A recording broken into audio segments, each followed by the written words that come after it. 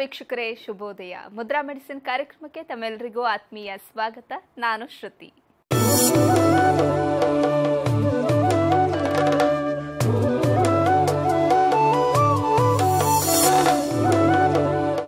ಎಂದಿನ ಹಾಗೆ ಮುದ್ರಾ ಮೆಡಿಸಿನ್ ಕಾರ್ಯಕ್ರಮವನ್ನ ನಡೆಸಿಕೊಡುವುದಕ್ಕೆ ಮುದ್ರಾ ಬ್ರಹ್ಮ, ಮುದ್ರಾ ರತ್ನ, ಮುದ್ರಾ ಶಿರೋಮಣಿ ಗುರೂಜಿ ಶ್ರೀ ಲಕ್ಷ್ಮೀ ಶ್ರೀನಿವಾಸರವರು ನಮ್ಮೊಂದಿಗಿದ್ದಾರೆ. ಗುರೂಜಿಯವರು ಕಂಪ್ಯೂಟರ್ ಸೈನ್ಸ್ನಲ್ಲಿ ಎಂಜಿನಿಯರಿಂಗ್ ಪದವಿ ಪಡೆದು ಎಂಎಸ್ ಕಂಪ್ಯೂಟರ್ ಸಾಫ್ಟ್ವೇರ್ನಲ್ಲಿ ಸ್ನಾತಕೋತ್ತರ ಪದವಿ ಪಡೆದು ಹಲವಾರು ಮಲ್ಟಿನ್ಯಾಷನಲ್ ಸಾಫ್ಟ್ವೇರ್ ಕಂಪನಿಗಳಲ್ಲಿ 26 ವರ್ಷ ಸತತವಾಗಿ ಸೇವೆಯನ್ನು ಸಲ್ಲಿಸಿದ್ದಾರೆ.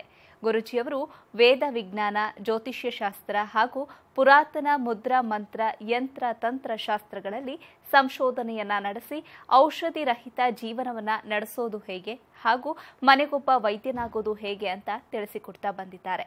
ಇದಲ್ಲದೆ ಭೂತ, ಪ್ರೇತ, ಮಾಟ, ಮಂತ್ರ, ತಂತ್ರಗಳ ಬಗ್ಗೆ ಸಂಶೋಧನೆಯನ್ನ ನಡೆಸಿ ಮನೆಗೊಬ್ಬ ಮಾಂತ್ರಿಕ ಮತ್ತು ತಾಂತ್ರಿಕನಾಗೋದು ಹೇಗೆ ಅಂತ ತಿಳಿಸಿಕೊಡ್ತಾ ಬಂದಿದ್ದಾರೆ. ಗುರೂಜಿಯವರು ಹಲವಾರು ಪುಸ್ತಕಗಳನ್ನು ಬರೆದು ಸಮಾಜಕ್ಕೆ ಜ್ಞಾನಾರ್ಜನೆ ಮಾಡಿದ್ದಾರೆ. ಸಮಾಜದ ಹಿತಕ್ಕಾಗಿ ಬೆಂಗಳೂರಿನಿಂದ ಸುಮಾರು 40 ಕಿಲೋಮೀಟರ್ ದೂರದಲ್ಲಿ ಉಚಿತ ಅನಾಥಾಶ್ರಮ, ವೃದ್ಧಾಶ್ರಮ ಹಾಗೂ ಮುದ್ರಾ ಮಂತ್ರ ತಂತ್ರ ಸಂಶೋಧನಾ ಕೇಂದ್ರವನ್ನು ಸ್ಥಾಪನೆ ಮಾಡ್ತಾ ಇದ್ದಾರೆ. ಗುರೂಜಿಯವರನ್ನ ನಿಮ್ಮೆಲ್ಲರ ಪರವಾಗಿ ಕಾರ್ಯಕ್ರಮಕ್ಕೆ ಸ್ವಾಗತಿಸ್ತಾ ಇದ್ದೇನೆ. ಗುರೂಜಿ ನಮಸ್ಕಾರ, ಕಾರ್ಯಕ್ರಮಕ್ಕೆ ಸ್ವಾಗತ. ಆತ್ಮೀಯ ವೀಕ್ಷಕ ಬಾಂಧವರಿಗೆಲ್ಲ ನಮಸ್ಕಾರ. ಗುರೂಜಿ, ಇವತ್ತಿನ ಕಾರ್ಯಕ್ರಮದಲ್ಲಿ ನಮ್ಮ ವೀಕ್ಷಕರಿಗೆ ಯಾವ ವಿಚಾರದ ಬಗ್ಗೆ ತಿಳಿಸ್ಕೊಡ್ತಾ ಇದ್ದೀರಿ? ಇವತ್ತಿನ ಕಾರ್ಯಕ್ರಮದಲ್ಲಿ ನಾನು ಏನೋ ತಪ್ಪು ಮಾಡ್ದೇನೆ, ಪಾಪ ಯಾವುದೋ ಒಂದು ಸುಳ್ಳು ಆರೋಪದ ಮೇಲೆ ಜೈಲಿಗೆ ಹೋಗ್ಬಿಟ್ಟಿರ್ತಾರೆ ಕೆಲವರು. ಅಂಥ ಜೈಲಿಗೆ ಹೋದ್ಮೇಲೆ ಅವ್ರಿಗೆ ಸಡನ್ನಾಗಿ ಬೇಲ್ ಸಿಗೋದಿಲ್ಲ.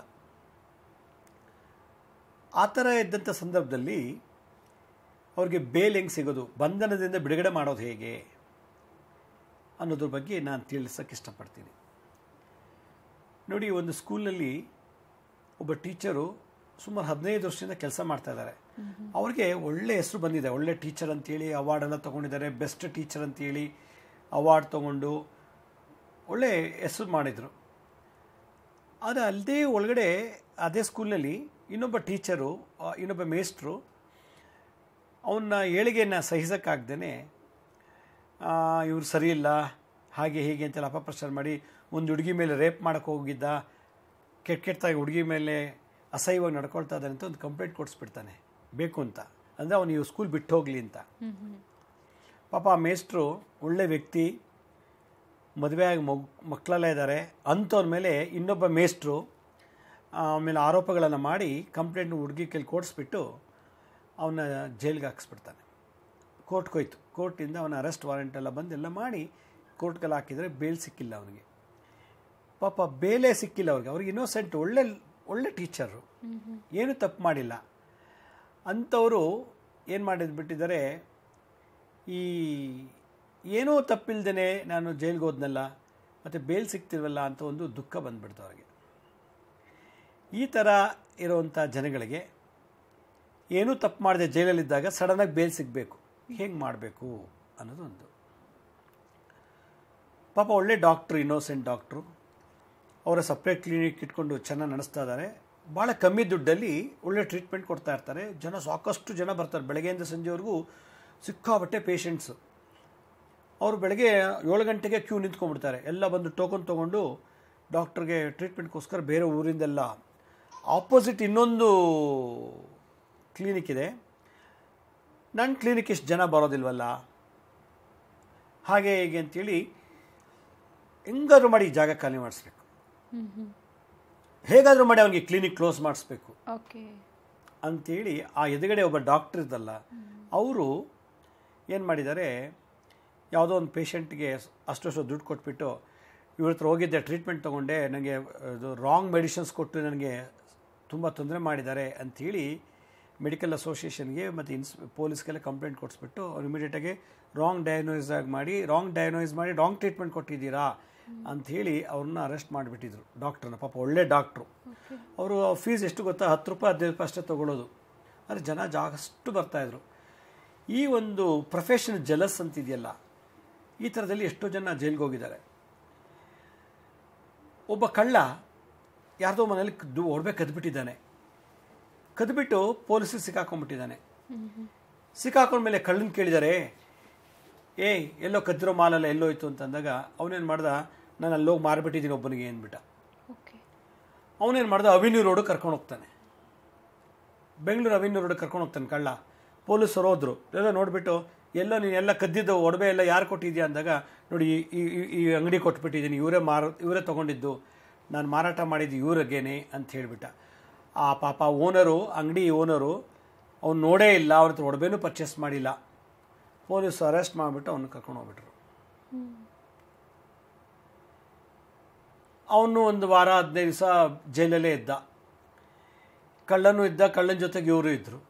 ಪಾಪ ಅವರು ಸಣ್ಣ ಪುಟ್ಟ ಚಿನ್ನ ಬೆಳ್ಳಿ ವ್ಯಾಪಾರ ಮಾಡ್ಕೊಂಡು ಜೀವನ ಮಾಡ್ತಿದ್ದವರು ಕಳ್ಳ ಏನು ಮಾಡಿಬಿಟ್ಟು ಅವ್ರಿಗೆ ತೋರಿಸ್ಬಿಟ್ಟು, ಇವ್ರ ಅಂಗಡಿಗೆ ನಾನು ಸೇಲ್ ಮಾಡಿದ್ದು ಕದ್ದಿದ್ದು ಒಡವೆಗಳೆಲ್ಲ ಅಂತ ಹೇಳಿಬಿಟ್ಟು ಎಸ್ಕೇಪ್ ಆಗಿಬಿಟ್ಟ. ಹೀಗೆ ಹಲವಾರು ಜನ ತಾವೇನೂ ಮಾಡಲಿಲ್ಲ ಅಂದರೂ, ತಪ್ಪು ಮಾಡಿಲ್ಲ ಅಂದರೂ ಜೈಲಿಗೆ ಹೋಗ್ಬಿಡ್ತಾರೆ. ಇನ್ನೊಂದು ಸಿಚುಯೇಷನ್ ಏನಂತಂದರೆ, ಒಂದು ದೊಡ್ಡ ಶಾಪಿಂಗ್ ಮಾಲು, ಅಲ್ಲಿ ಮೊಬೈಲ್ಸು, ಕ್ಯಾಮ್ರಾ ಎಲ್ಲ ಎಲೆಕ್ಟ್ರಾನಿಕ್ ಗೂಡ್ಸ್ ಎಲ್ಲ ಮಾರ್ತಿರ್ಬೇಕಾದ್ರೆ ಅಲ್ಲೊಬ್ಬ ಅಂಗಡಿಲಿ ಕೆಲಸ ಮಾಡೋನೊಬ್ಬ ಓನರ್ ಇಲ್ಲದ ಸಮಯದಲ್ಲಿ ಮಾಲ್ ಬಂದ ತಕ್ಷಣ ಸ್ಟಾಕ್ ತೊಗೊಂಬಿಟ್ಟು ಡಿಸ್ಪ್ಲೇಗೆ ಇಡಬೇಕಲ್ಲ, ಮಾಡ್ತಿರ್ಬೇಕಾದ್ರೆ ಎಲ್ಲ ಇಟ್ಟಿದ್ದಾನೆ. ಒಂದು ಕ್ಯಾಮ್ರಾ ಪತ್ತೆ ಇಲ್ಲ, ಒಂದು ಕ್ಯಾಮ್ರಾ ಮತ್ತು ಇನ್ನೊಂದು ಯಾವುದೋ ಒಂದು ಎಲೆಕ್ಟ್ರಾನಿಕ್ಸ್ ಐಟಮು ಎಲ್ಲೋಯ್ತು ಅಂತ ಓನರ್ ಕೇಳಿದಾಗ, ಅದೇ ಅಂಗಡಿ ಇನ್ನೊಬ್ಬ ಕೆಲಸ ಮಾಡ್ತಿದ್ದ, ಚಿಕ್ಕ ಹುಡುಗ, ಯಾರೋ ಒಂದು 20 ವರ್ಷದವನು, ಯಾವುದೋ ಬೇರೆ ಊರಿಂದ ಬಂದು ಸೇರ್ಕೊಂಡಿದ್ದ, ಈ ಹುಡುಗ ಕತ್ಕೊಂಡು ಹೋಗಿದ್ದಾನೆ ಅಂತ ಹೇಳಿಬಿಟ್ಟು ಇದು ಮಾಡ್ದ. ಓನರು ಭಾಳ ನಂಬಿಕೆಲಿ, ಏಕೆಂದರೆ ಕದ್ದಿರೋನು 10 ವರ್ಷದಿಂದ ಇದ್ದಾನೆ ಶಾಪಲ್ಲಿ. ಮೊನ್ನೆ ಬಂದು ಹುಡುಗನ ಮೇಲೆ ಕಳ್ತನ ಹೇಳಿಬಿಟ್ಟ. ಅವನೇನು ಮಾಡ್ದ, ಓನರು 10 ವರ್ಷದಿಂದ ಕೆಲಸದಲ್ಲಿದ್ದಾನಲ್ಲ, ಇವನು ಒಳ್ಳೆ ಪ್ರಾಂಪ್ಟ್ ಹುಡುಗ, ಇವ್ನು ಕದಿಯೋದಿಲ್ಲ, ಇವ್ನು ಮೊನ್ನೆ ಬಂದು ಅವನು ಕೆಲಸಕ್ಕೆ ಕದ್ದುಬಿಟ್ಟಿದ್ದಾನೆ ಅಂತೇಳಿ ಪೊಲೀಸರು ಕರೆಸಿ ಕಂಪ್ಲೇಂಟ್ ಕೊಟ್ಬಿಟ್ರು. ಆ ಹುಡುಗನ ತೊಗೊಂಡೋಗಿ ಒಳಗೆ ಹಾಕ್ಬಿಟ್ರು. ಜೈಲಿಗೆ ಹೋಗ್ಬಿಟ್ಟ ಅವನು. ಕೋರ್ಟ್ನಲ್ಲಿ ಆರ್ಡರ್ ಆಯಿತು ಜೈಲಿಗೆ ಹೋಗ್ಬೇಕು ಅಂತೇಳಿ. ಏನೂ ಕದ್ದಿಲ್ವಲ್ಲ ಹುಡುಗ, ಯಾಕೆ ನಮ್ಮ ಹುಡುಗ ಜೈಲಿಗೆ ಹೋದ, ಹಾಗಾದ್ರೆ ಅವ್ನು ಬಿಡಿಸ್ಕೊಳ್ಳೋದು ಹೇಗೆ ಅಂತ. ಕದ್ದಿರೋನು 10 ವರ್ಷ ಅದೇ ಅಂಗಡಿ ಕೆಲಸ ಮಾಡಿರೋನು ಅಪವಾದನೆ ಹಾಕಿರೋದು ಇನ್ನೊಬ್ಬರ ಮೇಲೆ. ಈ ರೀತಿ ಬೇಕಾದ ಸಿಚುಯೇಷನ್ಸ್ ನಾವು ನೋಡಿದ್ದೀವಿ. ಏನೂ ತಪ್ಪು ಮಾಡಿದ್ದಾನೆ, ಎಷ್ಟೋ ಜನ ಜೈಲಿಗೆ ಹೋಗಿದ್ದಾರೆ, ಅಂಥವ್ರಿಗೆ ಬೇಲ್ ಸಿಗ್ತಿಲ್ಲ. ಬೇಲ್ ಸಿಗ್ಬೇಕಾದ್ರೆ ಏನು ಮಾಡಬೇಕು ಅನ್ನೋದನ್ನು ಹಿಂದಿನ ಕಾಲದಲ್ಲಿ ಯಾವ ರೀತಿ ಮಂತ್ರ ತಂತ್ರಗಳಿಗೆ ಯೂಸ್ ಮಾಡ್ತಿದ್ರು ಅದನ್ನು ತಿಳಿಸೋಕ್ಕೆ ನಾನು ಪ್ರಯತ್ನ ಪಡ್ತೀನಿ. ಓಕೆ ಗುರುಜಿ, ತಮ್ಮದಲ್ಲದ ತಪ್ಪಿಗೆ ಜೈಲಿನಲ್ಲಿ ಶಿಕ್ಷೆ ಅನುಭವಿಸ್ತಾ ಇರ್ತಾರೆ. ಇಂಥವರು ಜಾಮೀನಿನ ಮೂಲಕ ಅಥವಾ ಸಂಪೂರ್ಣವಾಗಿ ಬಿಡುಗಡೆ ಹೊಂದೋದು ಹೇಗೆ? ಇದಕ್ಕೆಲ್ಲ ಪೂರ್ವಜನ್ಮದ ಕರ್ಮದ ಫಲ ಕಾರಣವಾಗಿರುತ್ತೆ ಹೇಗೆ ಅನ್ನೋದನ್ನ ನಿಮ್ಮಿಂದ ಕೇಳ್ತೀನಿ. ವೀಕ್ಷಕರೇ, ಮುದ್ರಾ ಮೆಡಿಸಿನ್ ಕಾರ್ಯಕ್ರಮ ಮುಂದುವರಿಯುತ್ತೆ ವಿರಾಮದ ಬಳಿಕ.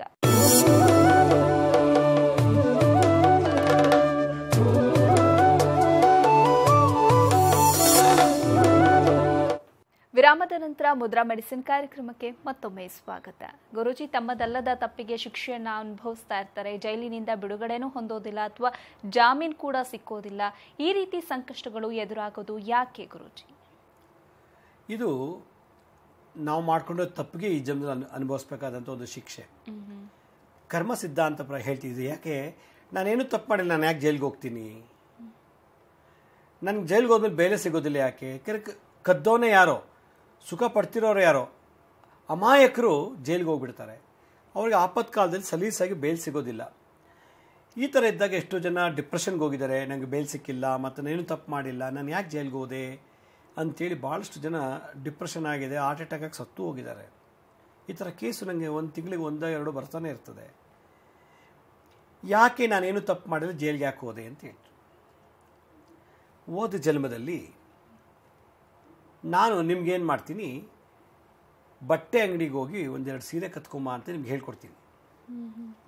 ಹೋಗಮ್ಮ, ಬಟ್ಟೆ ಅಂಗಡಿಗೆ ಹೋಗ್ಬಿಟ್ಟು 1-4 ಸೀರೆ ಎತ್ಕೊಂಬಂದ್ಬಿಡು, ಅಥವಾ ನೀನು ಅಲ್ಲೇ ಸೇಲ್ ಗರ್ಲಾಗಿರಮ್ಮ, ಸೇಲ್ಸ್ ಗರ್ಲಾಗಿದ್ದುಬಿಡು.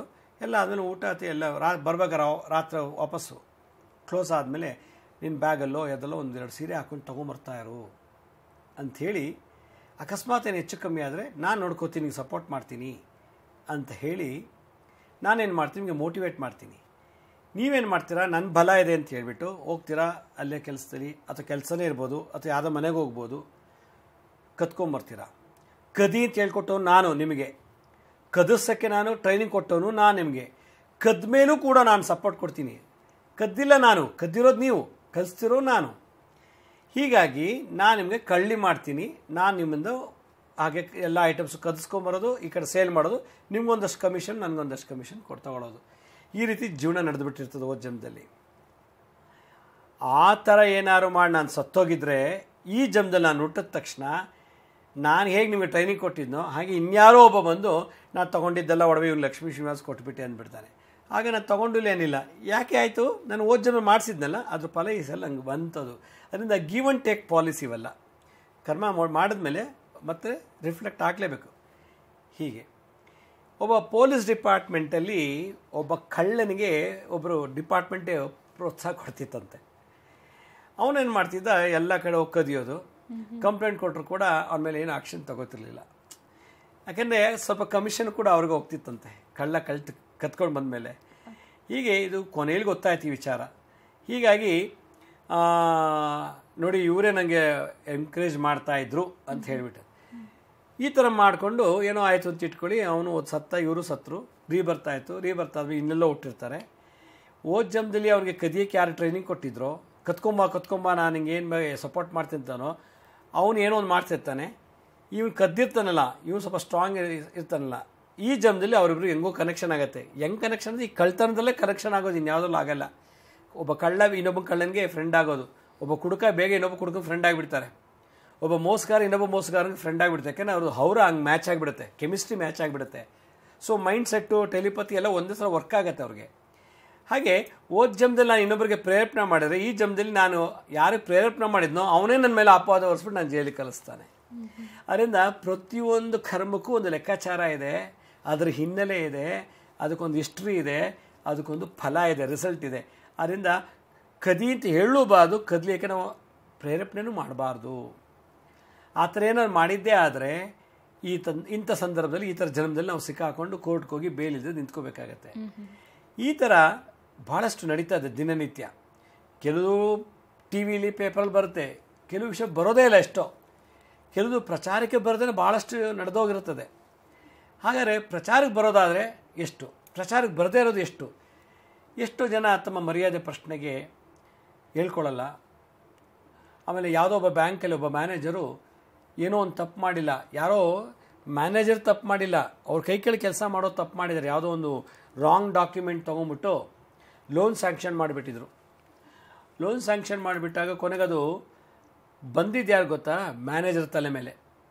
ಮ್ಯಾನೇಜರ್ನ ಆಗ ಆ ಪೀರಿಯಡಲ್ಲಿದ್ದಂಥ ಮ್ಯಾನೇಜರ್ನ ಕರೆಸಿ ಎಂಕ್ವೈರಿ ಮಾಡಿ ಈ ಒಂದು ಗೋಲ್ಮಾಲ್ ನೀವು ಶಾಮೀಲಾಗಿದ್ದೀರಾ ಅಂತೇಳಿ ಮ್ಯಾನೇಜರ್ನು ಕೂಡ ತೊಗೊಂಡೋಗಿ ಜೈಲಿಗೆ ಹಾಕ್ಬಿಟ್ಟಿದ್ರು.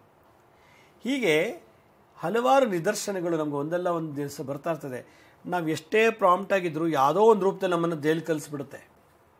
ಯಾಕಂತ ಓದ್ ಜನ್ಮದ ಬಾಧೆ ಇರ್ತದಲ್ಲ. ನೋಡಿ ಪಾಪ ಅವನು ಮಾರ್ವಾಡಿ ಅಂಗಡೀಲಿ ಜ್ಯುವೆಲರಿ ವ್ಯಾಪಾರ ಮಾಡ್ತಿದ್ದವನು, ಒಬ್ಬ ಕಳ್ಳ ಈ ಮಾರ್ವಾಡಿಗೆ ನಾನು ಕೊಟ್ಬಿಟ್ಟೆ ಅಂತ ಅಂದ್ಬಿಟ್ಟ. ಪಾಪ ಮಾರ್ವಾಡಿ ಜೈಲಿಗೆ ಹೋದ. ಅವನ ಹತ್ರ ಏನು ತೆಗ್ದೇ ಇಲ್ಲ, ಆ ಮಾಲೆ ಪರ್ಚೇಸ್ ಮಾಡಿಲ್ಲ. ಹಾಗಾದರೆ ಈ ಕಳ್ಳನಿಗೂ ಈ ಮಾರ್ವಾಡಿಗೆ ಏನು ಕನೆಕ್ಷನ್? ಓದ್ ಜನ್ಮದ ಕನೆಕ್ಷನ್ ಇತ್ತು. ಈಗ ಅವನು ಕಲಿಸ್ದ, ಈಗ ಇವನು ಒಳಗೆ ಹೋದ. ಹೀಗೆ ಈ ಥರ ಒಂದು ಕರ್ಮ ಸಿದ್ಧಾಂತ ಪ್ರಕಾರ ಒಬ್ಬ ಮನುಷ್ಯನಿಗೆ ಕಳ್ತನ ಮಾಡೋದು ಹೇಳ್ಕೊಡ್ಬಾರ್ದು, ಕತ್ಸೋ ರೀತಿನೂ ಕಲಿಸ್ಬಾರ್ದಂತೆ.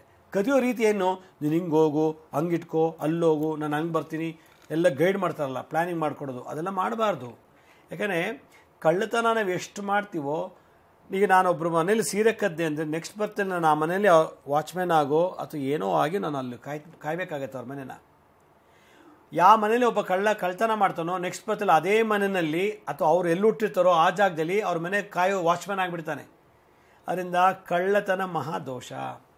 ದಶಮಹಾಪಾಪಗಳಲ್ಲಿ ಕಳ್ಳತನ ಕೂಡ ದೊಡ್ಡ ಮಹಾಪಾಪ. ಅದರಿಂದ ಕದಿಯೋದು ಭಾಳ ಮಹಾಪಾಪ. ಅದರಿಂದ ಕದ್ಬಿಡ್ತೀವಿ ಯಾವುದೋ ಒಂದು ಆಸೆಗೋಸ್ಕರ, ಹೊಟ್ಟೆಪಾಡಿಗೋಸ್ಕರ ಅಥವಾ ಏನೋ ಒಂದು ಖುಷಿಗೋಸ್ಕರ. ಅದು ಋಣ ತೀರ್ಸೋದು ಗೊತ್ತಾಗಬೇಕಲ್ಲ, ಅದು ಹೊರಗೆ ಬರೋ ಆ ಕರ್ಮದಿಂದ ಹೊರಗೆ ಬರೋದು ಕೂಡ ತಿಳ್ಕೊಳ್ಬೇಕು ನಾವು. ಅದರಿಂದ ಕದಿಯೋದು ದೊಡ್ಡದಲ್ಲ, ಕದ್ಮೇಲೆ ಏನು ಅನ್ನೋದು ಪ್ರಶ್ನೆ. ಕದ್ದಾದ ನಂತರ ಅದು ಬರೋ ಕರ್ಮನ ನಾವು ಹೆಂಗೆ ಅನುಭವಿಸ್ತೀವಿ ಅನ್ನೋದು ದೊಡ್ಡ ಪ್ರಶ್ನೆ. ಇವೆಲ್ಲವನ್ನೂ ನಾವು ಅರ್ಥ ಮಾಡಿಕೊಂಡು ಬದುಕಿದ್ರೆ ಮಾತ್ರ ಬದುಕಿನಲ್ಲಿ ಒಂದು ಸುಖ ಸಿಗೋದು. ಸುಮ್ಮನೆ ಕದಿಯೋದು, ಕತ್ಕೊಂಬರೋದು, ಮಾರ್ಬಿಡೋದು. ನಿಮ್ಮ ಅಂಗಡಿಯಿಂದ ಸೀರೆ ಕದೀತಾನೆ 5,000 ರೂಪಾಯಿ ಸೀರೆ, ನಾನು 4,000 ರೂಪಾಯಿ ಕೊಟ್ಬಿಡೋದು. ನಿಮ್ಮ ಅಂಗಡಿಲಿ ಬಂದು ಒಡವೆ ಕದೀತಾನೆ ಒಂದು 10,000 ರೂಪಾಯಿ ಮಾಲು, ಇಲ್ಲಿ 8,000 ಕೊಡೋದು. ಯಾಕೆ ಬಿಲ್ ಇಲ್ವಲ್ಲ, ಅದಕ್ಕೆ ಕಮ್ಮಿ ರೇಟು ಕೊಡೋದು. ಈ ರೀತಿ ಮಾಡಿ ಮಾಡಿ ಮಾಡಿ ಕದ್ದ ಜೀವನದಲ್ಲೇ ಬದುಕೋರು ಎಷ್ಟೋ ಜನ ಫ್ಯಾಮಿಲಿಗಳಿವೆ ಜಗತ್ತಿನಲ್ಲಿ. ಯಾರು ಕದ್ದ ಹಣದಲ್ಲಿ ಬದುಕ್ತಾರೋ ಅವ್ರ ಮನೆಯಲ್ಲಿ ಯಾವ ಒಂದಲ್ಲ ಒಂದು ರೂಪದಲ್ಲಿ ಕಳ್ತನ ಆಗ್ಬಿಡುತ್ತೆ. ಈಗ ನಾನು ಎಲ್ಲರ ಮನೆಯಲ್ಲೂ ಕಳ್ತನ ಮಾಡ್ಕೊ ಬರ್ತೀನಿ. ನಿಮ್ಮ ಮನೇಲಿ ಅವನ ಮನೇಲಿ ಇವ್ರ ಮನೇಲಿ ಎಲ್ಲ ಕಡೆ ಕಳ್ತನ ಮಾಡ್ತೀವಿ, ಎಲ್ಲ ಮಾಡಿ ಇಟ್ಕೊಂಡಿರ್ತೀನಿ ನಾನು. ಒಂದು ದಿವಸ ಭಗವಂತ ನನ್ನ ಮನೆಗೆ ಒಬ್ಬ ದೊಡ್ಡ ಕಳ್ಳನ ಕಳಿಸ್ಬಿಡ್ತಾನೆ. ಕಳಿಸ್ಬಿಟ್ಟು ನನ್ನ ಮನೆಯೇ ಲೂಟಿ ಮಾಡಿಸ್ತಾನೆ. ಕಳ್ಳನ ಮನೆಗೆ ಇನ್ನೊಬ್ಬ ಕಳ್ಳ ಕದೀತಾನಲ್ಲ ಅವನು ಮಹಾ ಕಳ್ಳ ಅಂತಾರೆ. ಅಂಥ ಮಹಾ ಕಳ್ಳತನ ಆಗೋ ಲೆವೆಲ್ಗೆ ತಂದಿಟ್ಟಿರ್ತಾರೆ ನಮ್ಮ ಜಾತಕನ. ಅದರಿಂದ ಕದಿಯೋದು ತಪ್ಪು. ಏನೇ ಆಗಲಿ, ಕೊಲೆ ಮಾಡಿಲ್ಲ ಅದನ್ನು ಕೊಲೆ ಮಾಡ್ದ ಅಂತೇಳಿ ಜೈಲಿಗೆ ಹಾಕ್ಬಿಟ್ಟಿದ್ದಾರೆ.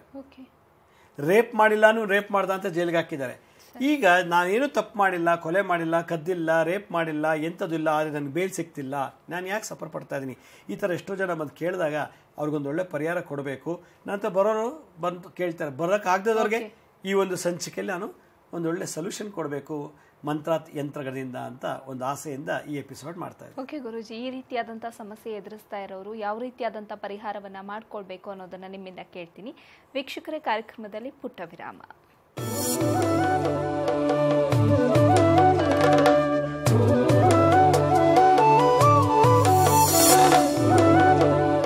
ವಿರಾಮದ ನಂತರ ಮುದ್ರಾ ಮೆಡಿಸಿನ್ ಕಾರ್ಯಕ್ರಮಕ್ಕೆ ಮತ್ತೊಮ್ಮೆ ಸ್ವಾಗತ. ಗುರೂಜಿ, ಪೂರ್ವ ಜನ್ಮದಲ್ಲಿ ಕಳ್ಳತನಕ್ಕೆ ಪ್ರೋತ್ಸಾಹ ಕೊಟ್ಟು ಕಳ್ಳತನ ಮಾಡಿಸಿದ್ದಲ್ಲಿ ಈ ರೀತಿಯಾದಂಥ ಅಂದರೆ ತಮ್ಮದಲ್ಲದ ತಪ್ಪಿಗೆ ಜೈಲಿನ ಶಿಕ್ಷೆಯನ್ನು ಅನುಭವಿಸ್ತಾ ಇರ್ತಾರೆ, ಜಾಮೀನು ಕೂಡ ಸಿಗೋದಿಲ್ಲ ಅನ್ನೋದನ್ನು ನೀವು ಹೇಳ್ತಾ ಇದ್ರಿ. ಈ ಥರದಂತಹ ದೋಷಗಳು ಕಾಡ್ತಾ ಇರುವಾಗ ಯಾವ ರೀತಿಯಾದಂಥ ಪರಿಹಾರವನ್ನು ಮಾಡ್ಕೊಳ್ಬೇಕು? ಮುದ್ರಾ ಮಂತ್ರದಲ್ಲಿ ಯಾವ ರೀತಿಯಾದಂಥ ಪರಿಹಾರ ಇದೆ ನೋಡಿ. ಈ ಬಂಧನದಿಂದ ಬಿಡುಗಡೆ ಆಗಬೇಕು. ಹೌದು, ಫಸ್ಟ್ ಅವನಿಗೆ ಬೇಲ್ ಸಿಗಬೇಕು. ಬಂಧನದಿಂದ ಬಿಡುಗಡೆ ಆಗಬೇಕು ಅಂದ್ರೆ ಏನು ಮಾಡಬೇಕು? ನಾನೇನು ತಪ್ಪು ಮಾಡಿಲ್ಲ, ಕೊಲೆ ಮಾಡಿಲ್ಲ, ರೇಪ್ ಮಾಡಿಲ್ಲ, ದರೋಡೆ ಮಾಡಿಲ್ಲ, ಕದ್ದಿಲ್ಲ, ಮೋಸ ಮಾಡಿಲ್ಲ, ಎಂಥದ್ದು ಮಾಡಿಲ್ಲ, ನಾನು ಜೈಲಲ್ಲಿದ್ದೀನಲ್ಲ, ನನಗೆ ಯಾಕೆ ಬೇಲ್ ಕೊಡ್ತಿಲ್ಲ ಅಂತ ಪ್ರಶ್ನೆ ಬಂದಾಗ, ಯಾರೋ ವ್ಯಕ್ತಿ ಜೈಲಲ್ಲಿದ್ದಾರೋ, ಹೆಣ್ಣಾಗಲಿ ಗಂಡಾಗಲಿ, ಅವರ ಮನೆಯವರು ಒಂದು ಯಂತ್ರ ಪ್ರಯೋಗ ಮಾಡಬೇಕು. ಯಂತ್ರ ಪ್ರಯೋಗ ಅಂದರೆ ಏನು? ತೊಗರಿ ಬೇಳೆಯಲ್ಲಿ ಹೋಳಿಗೆ ಮಾಡಬೇಕು. ತೊಗರಿಯಿಂದ ಹೋಳಿಗೆ ಮಾಡಿಬಿಟ್ಟು, ತೊಗರಿ ಬಿಟ್ಟು ಬೇರೆ ಯಾವುದೂ ಯೂಸ್ ಮಾಡೋಂಗಿಲ್ಲ. ತೊಗರಿನಲ್ಲಿ ಒಳಗೆ ಒಬ್ಬಿಟ್ಟು ಮಾಡಿ, ಆ ಒಬ್ಬಿಟ್ಟು ಮೇಲೆ ನಾನು ಸ್ಕ್ರೀನಲ್ಲಿ ತೋರಿಸೋ ಯಂತ್ರ ಇದೆಯಲ್ಲ, ಆ ಯಂತ್ರನ ಬರಿಬೇಕು. ಯಾವ್ದ್ರ ಮೇಲೆ? ಒಬ್ಬಟ್ಟು ಮೇಲೆ, ತೊಗರಿ ಒಳಗೆ ಮೇಲೆ. ತೊಗರಿ ಗಿಡದ ಕಡ್ಡಿನಲ್ಲಿ ತಂದು ಆ ಗಿಡದ ಕಡ್ಡಿನಲ್ಲೇ ನಾನು ತೋರಿಸ್ತಾ ಇರೋ ಯಂತ್ರನ ಅದ್ರ ಮೇಲೆ ಬರಿಬೇಕು. ಮೊದಲು ಒಂದು ಆಯತಾಕಾರದ ಒಂದು ಚಿತ್ರ ಬರಿಬೇಕು. ಚಿತ್ರ ಬರೆದ್ಬಿಟ್ಟು ಅದರೊಳಗಡೆ ಯಾರು ಬೇಲ್ ಕೇಳ್ತಾ ಇದ್ದಾರೋ, ಯಾರು ಬಿಡುಗಡೆ ಆಗಬೇಕು ಜೈಲಿಂದ, ಅವ್ರ ಹೆಸರು ಬರಿಬೇಕು. ಆ ಆಯತಾಕಾರದ ಮಧ್ಯದಲ್ಲಿ ಹೆಸರು ಬರಿಬೇಕು. ಬರೆದ್ಬಿಟ್ಟು ಅದು ಕರೆಕ್ಟಾಗಿ 4 ಕಾರ್ನರ್ಗೂ ಟಚ್ ಆಗೋ ಥರ ಒಂದು ಸರ್ಕಲ್ ಬರಿಬೇಕು. ಸರ್ಕಲ್ ಬರೆದ್ಬಿಟ್ಟು ಅದಕ್ಕೂ ಒಂದು ಒಂದು ದಿಗ್ಬಂಧನ ಮಾಡಬೇಕು. ಬರೆದ್ಬಿಟ್ಟು ಮ್ರೀಂ ಭ್ರೀಂ ಭ್ರೀಂ ಭ್ರೀಂ ಅಂದು 4 ಬೀಜಾಕ್ಷರ ಬರೆದ್ಬಿಟ್ಟು ಆ ಹೋಳಿಗೆ ಮೇಲೆ ಯಂತ್ರ ಬರೆದ್ಬಿಟ್ಟು ದೂರದಿಂದ ಅದಕ್ಕೆ ಪೂಜೆ ಮಾಡಬೇಕು. ಧೂಪ ದೀಪ ಎಲ್ಲ ಮಾಡಿ ಪೂಜೆ ಮಾಡಿಬಿಟ್ಟು ಅದನ್ನು ತಗೊಂಡು ಯಾರು ಬಿಡುಗಡೆ ಆಗಬೇಕಲ್ಲ ಅವನಿಗೆ ತಿನ್ನಪ್ಪ ಅಂತ ತಿನ್ನಿಸ್ಬೇಕು. ಆಗ ಅವನು ಆ ಯಂತ್ರ ಬರೆದಿರೋ ಹೋಳಿಗೆ ತಿಂತಾನಲ್ಲ, ತಿಂದಾಗ ಒಂದು ಆ ಮ್ರೀಮ್ ಅನ್ನೋ ಬೀಜಾಕ್ಷರ ಏನಾಗತ್ತೆ, ಅವನಲ್ಲಿ ಒಂದು ವಿಶೇಷವಾದಂಥ ಶಕ್ತಿ ಪ್ರಚೋದನೆ ಆಗತ್ತಂತೆ. ನೆಕ್ಸ್ಟ್ ಆರ್ಗ್ಯುಮೆಂಟಿಗೆ ಬಂದಾಗ ಆಗ ಅದು ಸತ್ಯ, ಅದು ಸುಳ್ಳು, ಅದು ಅಂತ ಡಿಸ್ಕ್ಲೋಸ್ ಆಗುತ್ತಂತೆ ಈ ಯಂತ್ರಶಕ್ತಿಯಿಂದ. ಆಗ ಅವನಿಗೆ ಬಿಡುಗಡೆ ಬೇಲ್ ಸಿಗ್ಬೋದು, ಅಥವಾ ಕಂಪ್ಲೀಟಾಗಿ ನಿರಪರಾಧಿ ಅನ್ನೋ ಒಂದು ಹೆಸರಿಂದ ಬಿಡ್ಬೋದು ಅಂತ ಹೇಳಿದ್ದು ಮಾಡ್ತಾರೆ. ಈ ಒಂದು ಆ ಹೋಳಿಗೆ ಯಂತ್ರ ಇದೆಯಲ್ಲ, ಆ ಹೋಳಿಗೆ ಯಂತ್ರ ಯಾವಾಗ ಮಾಡಬೇಕು, ಎಷ್ಟು ಸಲ ಮಾಡಬೇಕು ಅನ್ನೋ ಪ್ರಶ್ನೆ ಬರ್ತದೆ. ಎಷ್ಟು ಸಲ ಮಾಡಬೇಕು? ವಾರಕ್ಕೆ 2 ಬಾರಿ ಆದರೂ ಮಾಡಬೇಕಂತೆ. ವಾರಕ್ಕೆ 2 ಸಲನಾದರೂ ಮಾಡಬೇಕು. ಮಾಡಿ ತೊಗೊಂಡೋಗಿ ಆ ಜೈಲಲ್ಲಿರೋನಿಗೆ ಬಿಡುಗಡೆ ಆಗುವಂಥ ವ್ಯಕ್ತಿಗೆ ತಿನ್ನಿಸ್ಬೇಕು. ಯಾವಾಗ ಮಾಡಬೇಕು? ಇದು ಸೂರ್ಯ ಉದಯ ಆದ 2 ಗಂಟೆ ನಂತರ. ಸೂರ್ಯ ಉದಯ ಆದ 2 ಗಂಟೆ ನಂತರ ಹೋಳಿಗೆ ರೆಡಿ ಎಲ್ಲ ಮಾಡಿಬಿಟ್ಟು ಇಟ್ಕೊಂಡ್ಬಿಟ್ಟು ಪೂಜೆ ಮಾಡಬೇಕು. ಸೂರ್ಯ ದಕ್ಷಿಣ ದಿಕ್ಕಿಗೆ ಬರೋಕ್ಕೆ ಮುಂಚೆ ಅದನ್ನು ತೊಗೊಂಡೋಗಿ ತಿನ್ನಿಸ್ಬಿಡ್ಬೇಕು. ಅಂದರೆ ಸೂರ್ಯ ದಕ್ಷಿಣ ದಿಕ್ಕಿಗೆ ಮಧ್ಯಾಹ್ನ ಕರೆಕ್ಟಾಗಿ 12 ಗಂಟೆಗೆ ದಕ್ಷಿಣಕ್ಕೆ ಬರ್ತಾನೆ. ಆ ದಿಕ್ಕಿಗೆ ಬರೋಷ್ಟರೊಳಗೆ ಹೋಳಿಗೆಲ್ಲ ಮಾಡಿ ಪೂಜೆ ಮಾಡಿಬಿಟ್ಟು ಅದನ್ನು ತೊಗೊಂಡೋಗಿ ಯಾರಿಗೆ ಬಿಡುಗಡೆ ಮಾಡಬೇಕು ಅಂತಿದ್ದೀವೋ ಅವನಿಗೆ ತಿನ್ನೋಕೆ ಕೊಟ್ಬಿಡ್ಬೇಕು. ಅದು ಸೂರ್ಯ ದಕ್ಷಿಣದಿಂದ ಪಶ್ಚಿಮಕ್ಕೆ ಬರ್ತಾನೆ ಮುಳುಗಕ್ಕೆ. ಆ ಮುಳುಗೋಷ್ಟೊಳಗೆ ಅದು ಹೋಳಿಗೆ ಅವನು ತಿಂದು ಜೀರ್ಣ ಆಗಿರಬೇಕು. ಅದು ಯಾರು? ಜೈಲಲ್ಲಿರೋನಿಗೆ. ಇದು ಸಿಸ್ಟಮ್ ಇದು ನೋಡಿ. ಅದು ಪ್ರೋಸೆಸಿಂಗ್ ಇದೆ. ಸೂರ್ಯ ಉದಯ ಆದ ನಂತರ 2 ಗಂಟೆ ಒಳಗೆ ಹೋಳಿಗೆ ರೆಡಿ ಮಾಡಿ, ಎಲ್ಲ ರೆಡಿ ಮಾಡಿ ಇಟ್ಕೊಂಡ್ಬಿಟ್ಟು ಹೋಳಿಗೆ ರೆಡಿ ಮಾಡಿ ಪೂಜೆ ಮಾಡಿಬಿಟ್ಟು ತಕ್ಷಣ ಅದನ್ನು ತೊಗೊಂಡೋಗ್ಬಿಟ್ಟು ಜೈಲಲ್ಲಿರೋನಿಗೆ, ಪೊಲೀಸ್ ಸ್ಟೇಷನ್ ಇರೋನಿಗೆ, ಎಲ್ಲಿದ್ದಾನೋ ಅವನು, ಯಾವ ಬಂಧದಲ್ಲಿದ್ದಾನೋ ಅವ್ನು ತೊಗೊಂಡೋಗಿ ತಿನ್ನಿಸ್ಬಿಡಬೇಕು. ಆ ವ್ಯಕ್ತಿ ತಿಂದ ತಕ್ಷಣ ಸೂರ್ಯ ಮುಳುಗೋಷ್ಟೊಳಗೆ ಅದು ತಿಂದು ಜೀರ್ಣ ಆಗಿರಬೇಕು. ಸೂರ್ಯ ಮುಳುಗೋಷ್ಟೊಳಗೆ ಜೀರ್ಣ ಆಗಿದ್ದರೆ ಅವ್ರಿಗೆ ಅದ್ರ ಪವರ್ ಸಿಗುತ್ತೆ ಅಂತ ಹೇಳ್ತಾರೆ. ಹಿಂದಿನ ಕಾಲದಲ್ಲಿ ಈ ವಿದ್ಯೆಯನ್ನು ಯಾಕೆ ಉಪಯೋಗಿಸ್ತಾ ಇದ್ದು ಅಂದರೆ, ಕೆಲವು ರಾಜರ ಕಾಲದಲ್ಲಿ ಇದೇ ಥರ ಕೇಸ್ಗಳಲ್ಲಿ ತಗೊಂಡು ಅವ್ರಿಗೆ ಕಾರಾಗೃಹಕ್ಕೆ ಹಾಕ್ತಿದ್ರು, ಜೈಲಿಗೆ ಹಾಕ್ಬಿಡ್ತಿದ್ರು. ಎಷ್ಟೋ ಫ್ಯಾಮಿಲಿಗಳು ರಾಜನ ಹತ್ರ ಮೊರೆ ಹೋಗಿ ಕೇಳ್ತಾ ಇದ್ರಂತೆ, ನನ್ನ ಗಂಡ ತಪ್ಪು ಮಾಡಿಲ್ಲ, ಬಿಟ್ಬಿಡಿ ಅಂತ. ಮಂತ್ರಿಗಳ ಹತ್ರ, ಸೇನಾಧಿಪತಿ ಹತ್ರ, ದಂಡನಾಯಕರ ಹತ್ರ ಎಲ್ಲ ಹೋಗಿ ಕೇಳ್ತಾ ಇದ್ರಂತೆ, ನನ್ನ ಗಂಡ ತಪ್ಪು ಮಾಡಿಲ್ಲ, ನನ್ನ ಮಗ ತಪ್ಪು ಮಾಡಿಲ್ಲ, ನನ್ನ ಮಗಳು ತಪ್ಪು ಮಾಡಿಲ್ಲ, ಬಿಟ್ಬಿಡಿ ಅಂತ ಎಲ್ಲ ಕೇಳೋದು ಕೂಡ ಬಿಡ್ತಿರ್ಲಿಲ್ಲ. ಯಾಕೆಂದರೆ ಅವ್ರು ಕಳ್ಳ ಅಂತ ಡಿಸೈಡ್ ಆಗಿತ್ತಲ್ಲ, ಅಥವಾ ಕೊಲೆಗಾರ ಅಂತ ಡಿಸೈಡ್ ಆಗಿತ್ತಲ್ಲ, ಏನೋ ಒಂದು ಮಾಡಿದ್ದಾನೆ ಅಂತ ಡಿಸೈಡ್ ಆಗಿತ್ತು. ಆ ಸಂದರ್ಭದಲ್ಲಿ ಏನು ಮಾಡಿದ್ರು, ಋಷಿಗಳ ಹತ್ರ ಹೋಗಿ ಕೇಳ್ತಾ ಇದ್ರಂತೆ, ದೇವತೆಗಳು ಮೊರೆ ಇಡ್ತಿದ್ರಂತೆ, ಹೀಗೆ ನನ್ನ ಯಜಮಾನರು ಅಥವಾ ಮಗಳು ಯಾರೋ ಏನು ತಪ್ಪು ಮಾಡಿಲ್ಲ, ಅವ್ರಿಗೆ ಈಗ ಬಂಧನದಲ್ಲಿ ಬಿಡುಗಡೆ ಆಗಬೇಕು ಅಂತಂದಾಗ ಆಗ ಋಷಿ ಮುನಿಗಳು ಈ ಒಂದು ಯಂತ್ರ ಪ್ರಯೋಗವನ್ನು ಮಾಡೋಕ್ಕೆ ಶುರು ಮಾಡೋದಂತೆ. ಈ ಯಂತ್ರದಿಂದ ಎಂಥ ನಿರಪರಾಧಿಯನ್ನು ಹೊರಗೆ ತರ್ಬೋದು, ಬೇಲ್ ತೊಗೊಂಬರ್ಬೋದು ಅನ್ನೋ ಒಂದು ಲೆಕ್ಕಾಚಾರದ ಮೇಲೆ ಈ ಯಂತ್ರ ಆವತ್ತಿನ ಕಾಲದಲ್ಲಿ ಇತ್ತು. ಆದ್ದರಿಂದ ಇದು ವೇದ ವಿಜ್ಞಾನ ಕಾಲದಲ್ಲೇ ಈ ಒಂದು ವಿದ್ಯೆ ನಡೀತಾ ಇತ್ತು ಅಂತ ತಿಳಿಸ್ತಾರೆ. ಓಕೆ ಗುರುಜಿ, ನೀವು 2019 ಫೆಬ್ರವರಿ 2-3 ಅಂತಾರಾಷ್ಟ್ರೀಯ ಸಮ್ಮೇಳನವನ್ನು ಆಯೋಜನೆ ಮಾಡ್ತಾ ಇದ್ದೀರಿ. ಈ ಸಮ್ಮೇಳನದ ಉದ್ದೇಶ ಏನು, ಇದರ ವಿಶೇಷತೆ ಏನು ಗುರುಜಿ? ನೋಡಿ, 2019 ಮುಂದಿನ ವರ್ಷ ಫೆಬ್ರವರಿ 2ನೇ ತಾರೀಕು 3ನೇ ತಾರೀಕು ಇಂಟರ್ನ್ಯಾಷನಲ್ ಅಂತಾರಾಷ್ಟ್ರೀಯ ಲೆವೆಲಲ್ಲಿ Vedic astrology, okay, medical astrology ಮತ್ತು ವಾಸ್ತು ಬಗ್ಗೆ ಒಂದು ಕಾನ್ಫರೆನ್ಸ್ ಮಾಡ್ತಾ ಇದ್ದೀವಿ. ಈ ಕಾನ್ಫರೆನ್ಸ್ ಉದ್ದೇಶ ಏನಂದರೆ, ನಮ್ಮ ಇಂಡಿಯಾದಲ್ಲಿ ಮತ್ತು ಹೊರದೇಶದಲ್ಲೆಲ್ಲ ಭಾಳಷ್ಟು ಜನ ಜ್ಯೋತಿಷ್ಯರಿದ್ದಾರೆ, ವಾಸ್ತು ಕನ್ಸಲ್ಟೆಂಟ್ಸ್ ಇದ್ದಾರೆ. ಅವರು ಭಾಳಷ್ಟು ರಿಸರ್ಚ್ ಮಾಡಿದ್ದಾರೆ ತಮ್ಮ ಅನುಭವದಲ್ಲಿ. ವರ್ಷಾನುಗಟ್ಟಲೆ ಜಾತಕ ನೋಡಿದ್ದಾರೆ, ವರ್ಷಾನುಗಟ್ಟಲೆ ವಾಸ್ತು ಕನ್ಸಲ್ಟೇಷನ್ ಮಾಡಿದ್ದಾರೆ. ಆ ಒಂದು ಅನುಭವವನ್ನು ಹಂಚ್ಕೊಳ್ಳಿಕ್ಕೆ ನಾನೊಂದು ಪ್ಲ್ಯಾಟ್ಫಾರ್ಮ್ ಕ್ರಿಯೇಟ್ ಮಾಡಿದ್ದೀವಿ.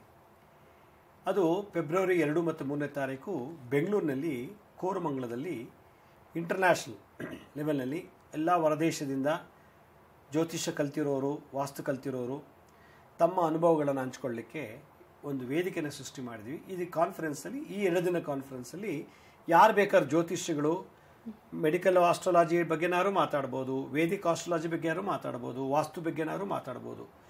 ಅವರ ಒಂದು ರಿಸರ್ಚ್ ಕಾನ್ಸೆಪ್ಟ್ಸನ್ನು, ಸಂಶೋಧನೆಯನ್ನು, ಅನುಭವಗಳನ್ನು ಅವತ್ತು ಪ್ರೆಸೆಂಟ್ ಮಾಡಲಿಕ್ಕೆ ಒಂದು ಒಳ್ಳೆಯ ಅವಕಾಶ ಇದೆ.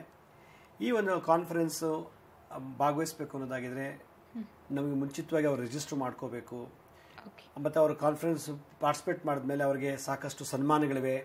ಅವ್ರು ಬರೆದಂಥ ಪೇಪರ್ಗಳನ್ನೆಲ್ಲ ನಾವು ಪಬ್ಲಿಷ್ ಮಾಡ್ತೀವಿ, ಸನ್ಮಾನ ಮಾಡಿ ಒಳ್ಳೆ ಅವಾರ್ಡೆಲ್ಲ ಕೊಡ್ತಾ ಇದ್ದೀವಿ. ಅದರಿಂದ ಇದು 3 ಕ್ಯಾಟಗರಿನಲ್ಲಿ ಇದನ್ನು ಕಾನ್ಫರೆನ್ಸ್ ಮಾಡ್ತಾ ಇದ್ದೀವಿ. ಅದಕ್ಕೆ ನಮ್ಮ ಈ ಒಂದು ಇಂಟರ್ನ್ಯಾಷನಲ್ ಆಸ್ಟ್ರಾಲಜಿ ಮತ್ತು ಮೆಡಿಕಲ್ ಆಸ್ಟ್ರಾಲಜಿ, ವಾಸ್ತು ಬಗ್ಗೆ ಆಸಕ್ತಿ ಇರುವಂಥ ಎಲ್ಲ ಒಂದು ಅಭಿಮಾನಿಗಳು ಈ ಕಾನ್ಫರೆನ್ಸ್ಗೆ ರಿಜಿಸ್ಟರ್ ಮಾಡ್ಬೋದು. ಅದಕ್ಕೆ ಹೆಚ್ಚಿನ ಮಾಹಿತಿ ನಮ್ಮ ಸ್ಕ್ರೀನ್ ಮೇಲೆ ತೋರಿಸ್ತಿರೋ ನಂಬರ್ಗೆ ಕರೆ ಮಾಡಿದ್ರೆ ಹೆಚ್ಚಿನ ಡೀಟೇಲ್ಸ್ ಕೊಡ್ತಾರೆ. ಮತ್ತು ನಾವು ಈ ಥರದೊಂದು ಬ್ರೋಚರ್ ಕೂಡ ಮಾಡಿಸಿದ್ದೀವಿ. ಈಗಾಗಲೇ ಈ ಥರ ಬ್ರೋಚರ್ ಕೂಡ ಮಾಡಿಸಿ ನಾವೀಗ ಎಲ್ಲ ಕಡೆ ಹಂಚುತ್ತಾ ಇದ್ದೀವಿ. ಸಾಕಷ್ಟು ಜನಗಳಿಗೆ ಪಬ್ಲಿಸಿಟಿ ಮಾಡ್ತಾ ಇದ್ದೀವಿ. ಅದು ಎಷ್ಟೋ ಜನ ಒಳ್ಳೊಳ್ಳೆ ಆಸ್ಟ್ರಾಲಜಿ, ವಾಸ್ತು ಗೊತ್ತಿರೋಂಥವ್ರು ತಮ್ಮ ಒಂದು ಇಂಟರ್ನ್ಯಾಷನಲ್ ಅವರ ಅನುಭವನ ಹಂಚ್ಕೊಳ್ಳೋದು ಒಂದು ಒಳ್ಳೆಯ ಅವಕಾಶ. ಅದಕ್ಕೆ ಜ್ಯೋತಿಷಿಗಳು, ವಾಸ್ತು ಕನ್ಸಲ್ಟೆಂಟ್ಸು ಈ ಒಂದು ಅವಕಾಶನ ಉಪಯೋಗಿಸ್ಕೊಳ್ಳಿ ಅಂತ ಈ ಸಂದರ್ಭದಲ್ಲಿ ಅವ್ರಿಗೆ ಆಹ್ವಾನಿಸ್ತೀನಿ. ಓಕೆ ಗುರೂಜಿ, ಕಾರ್ಯಕ್ರಮದಲ್ಲಿದ್ದು ನಮ್ಮ ವೀಕ್ಷಕರಿಗೆ ತಮ್ಮದಲ್ಲದ ತಪ್ಪಿಗೆ ಜೈಲಿನಲ್ಲಿ ಶಿಕ್ಷೆಯನ್ನು ಅನುಭವಿಸ್ತಾ ಇರೋರು ಸುಲಭವಾಗಿ ಬಿಡುಗಡೆಯನ್ನು ಹೊಂದಬೇಕು ಅಥವಾ ಜಾಮೀನು ಸಿಗಬೇಕು ಅಂತ ಅಂದರೆ ಮುದ್ರಾ ಮಂತ್ರದ ಮುಖಾಂತರ ಹೇಗೆ ಅವರು ಪರಿಹಾರವನ್ನು ಕಂಡುಕೊಳ್ಬಹುದು ಅನ್ನೋದನ್ನು ತಿಳಿಸ್ಕೊಟ್ರಿ. ಧನ್ಯವಾದ. ಸಾಯಿರಾಮ್. ವೀಕ್ಷಕರೇ, ಗುರುಜಿಯವರು ಹೇಳಿದಂತೆ ನೀವು ಕೂಡ ಈ ಇಂಟರ್ನ್ಯಾಷನಲ್ ಕಾನ್ಫರೆನ್ಸ್ನಲ್ಲಿ ಭಾಗಿಯಾಗಬಹುದು. ಕಾರ್ಯಕ್ರಮದ ಕೊನೆಯಲ್ಲಿ ಗುರೂಜಿಯವರ ಕಚೇರಿಯ ವಿಳಾಸ ಹಾಗೆ ದೂರವಾಣಿ ಸಂಖ್ಯೆಗಳು ಬರುತ್ತೆ. ದೂರವಾಣಿ ಸಂಖ್ಯೆಗೆ ಕರೆ ಮಾಡಿ ತಮ್ಮ ಹೆಸರನ್ನು ನೋಂದಾಯಿಸಿಕೊಳ್ಳಿ ಅಂತ ಹೇಳ್ತಾ ಇವತ್ತಿನ ಕಾರ್ಯಕ್ರಮವನ್ನು ಮುಗಿಸ್ತಾ ಇದ್ದೀನಿ. ನೋಡ್ತಾ ಇರಿ ಸರಳ ಜೀವನ, ಇದು ಮನುಕುಲದ ಒಳಿತಿಗಾಗಿ.